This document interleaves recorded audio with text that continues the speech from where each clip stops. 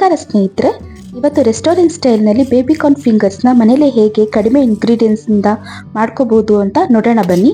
ಮೊದಲಿಗೆ ಬೇಬಿಕಾರ್ನ್ನ ಚೆನ್ನಾಗಿ ತೊಳ್ಕೊಂಡು ವಾಶ್ ಮಾಡಿ ಈ ರೀತಿ ಕಟ್ ಮಾಡ್ಕೊಬೋದು. 4 ಭಾಗ ಆದರೂ ಕಟ್ ಮಾಡ್ಕೋಬೋದು, ಇಲ್ಲ 2 ಭಾಗ ಆಗಿ ಕಟ್ ಮಾಡಿ ಇಟ್ಕೊಂಡಿದ್ದೀನಿ. ಇಲ್ಲಿ ನಾನು ಮನೇಲೆ ಬ್ರೆಡ್ ಕ್ರಮ್ಸ್ನ ಮಾಡಿ ಇಟ್ಕೊಂಡಿದ್ದೀನಿ. ಮೊದಲಿಗೆ ಒಂದು ಮಿಕ್ಸಿ ಜಾರ್ಗೆ 8 ರಿಂದ 10 ಬ್ರೆಡ್ನ ಹಾಕ್ಕೊಂಡು ತರಿಯಾಗಿ ಪೌಡ್ರ್ ಮಾಡಿ ಒಂದು ಪ್ಯಾನ್ಗೆ ಬ್ರೆಡ್ ಪೌಡರ್ನ ಹಾಕಿ ಮೀಡಿಯಂ ಫ್ಲೇಮ್ನಲ್ಲಿ ಫ್ರೈ ಮಾಡಬೇಕು. ಬ್ರೆಡ್ ಪೌಡರ್ ಎಲ್ಲ ಕ್ರಿಸ್ಪಿಯಾಗಿ ಬಣ್ಣ ಬದಲಾಗುತ್ತೆ. ನಂತರ ಅರ್ಧ ಸ್ಪೂನ್ ಆಗೋಷ್ಟು ಚಿಲ್ಲಿ ಪೌಡರ್ನ ಹಾಕಿ ಮಿಕ್ಸ್ ಮಾಡಿದ್ರೆ ಬ್ರೆಡ್ ಕ್ರಮ್ಸ್ ರೆಡಿ ಆಗುತ್ತೆ. ನಾನೀಗ ಎಲ್ಲ ಪದಾರ್ಥಗಳನ್ನು ರೆಡಿ ಮಾಡಿ ಇಟ್ಕೊಂಡಿದ್ದೀನಿ. ಬನ್ನಿ ಹೇಗೆ ಮಾಡೋಣ ಅಂತ ನೋಡೋಣ. ಒಂದು ಬೌಲ್ಗೆ ಅರ್ಧ ಕಪ್ ಮೈದಾ ಹಿಟ್ಟು, 3 ಸ್ಪೂನ್ ಕಾರ್ನ್ಫ್ಲೋರ್, 2 ಸ್ಪೂನ್ ಅಕ್ಕಿ ಹಿಟ್ಟು, ಇಲ್ಲಿ ಚಿಲ್ಲಿ ಫ್ಲೇಕ್ಸ್ ಹಾಕ್ತಾ ಇದ್ದೀನಿ 1.5 ಟೇಬಲ್ ಸ್ಪೂನ್ ಆಗಷ್ಟು.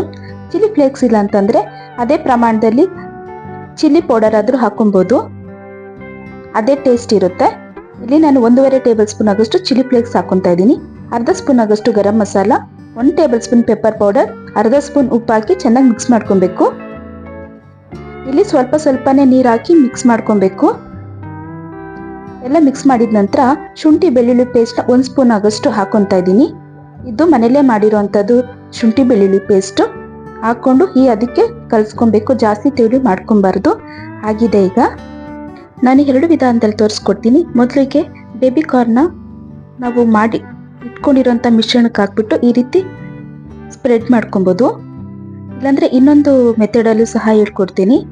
ಈ ರೀತಿ ಸ್ಪೂನಲ್ಲಿ ಹಾಕ್ಬಿಟ್ಟು ನಾವು ಕೈಯಿಂದ ಬೇಬಿಕಾರ್ನ್ಗೆಲ್ಲ ಸ್ಪ್ರೆಡ್ ಮಾಡ್ಕೊಬೋದು. ಇದು ಈಸಿ ಮೆಥಡು. ನಾನು ನಿಮಗೆ 2 ಮೆಥಡ್ನಲ್ಲಿ ತೋರಿಸ್ಕೊಟ್ಟಿದ್ದೀನಿ, ತುಂಬ ರುಚಿಯಾಗಿರುತ್ತೆ. ಈಗ ಎಲ್ಲನೂ ಸಹ ನಾನು ರೆಡಿ ಮಾಡಿ ಇಟ್ಕೊಂಡಿದ್ದೀನಿ.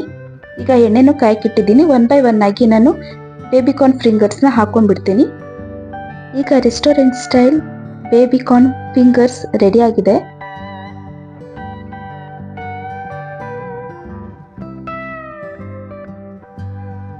ಕಾರ್ನ್ ಫಿಂಗರ್ಸ್ನೆಲ್ಲ ಒಂದು ಬೌಲ್ಗೆ ಸರ್ವ್ ಮಾಡ್ತಾ ಇದ್ದೀನಿ. ಇದನ್ನ ಗ್ರೀನ್ ಚಟ್ನಿ ಅಥವಾ ಟೊಮೊಟೊ ಕೆಚಪ್, ಮಯೋನಸ್ ಜೊತೆ ತಿಂದರೆ ತುಂಬಾನೇ ಟೇಸ್ಟಿ ಆಗುತ್ತೆ. ನೋಡ್ತಾ ಇದ್ದೀರಲ್ಲ ಎಷ್ಟು ಕ್ರಿಸ್ಪಿ ಆಗಿದೆ. ಈವ್ನಿಂಗ್ ಸ್ನ್ಯಾಕ್ಸ್ಗೆ ಇಲ್ಲ ಸಂಡೇ ಸ್ಪೆಷಲ್ ಆಗಿ ಮಾಡಿಕೊಂಡು ತಿನ್ಬೋದು. ತುಂಬಾನೇ ರುಚಿಯಾಗಿರುತ್ತೆ. ಈ ವಿಡಿಯೋ ಇಷ್ಟ ಆಗಿದ್ರೆ ಲೈಕ್ ಮಾಡಿ, ಶೇರ್ ಮಾಡಿ, ಸಬ್ಸ್ಕ್ರೈಬ್ ಮಾಡಿ.